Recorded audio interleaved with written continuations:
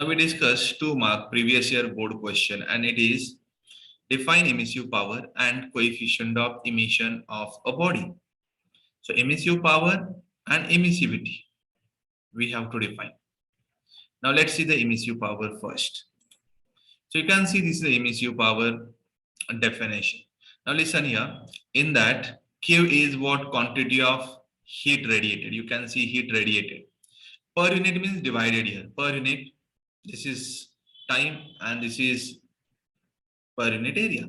So quantity of heat radiated per unit area per unit time is called as emissive power. So dimension, we can see here the dimension of this heat radiated means the dimension of work divided by dimension of area multiplied by dimension of the time.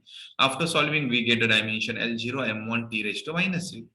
And the unit you can see here, unit for Q is joule, unit for area meter square, so per meter square, and unit for time is second, so per meter per second. So joule per meter square per second is the unit. Joule per second is a watt. Watt per meter square is also its unit. Now coefficient of emission. Coefficient of emission is the ratio of two things. So emissive power of this ordinary body and this is the emissive power of a black body. The ratio of these two at a particular temperature is called as coefficient of emission.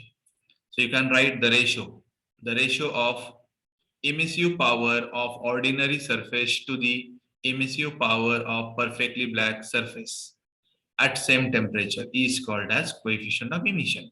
So for extra knowledge, you can remember here by Kirchhoff's law, A and E both are same. So A is 1 for perfectly black body.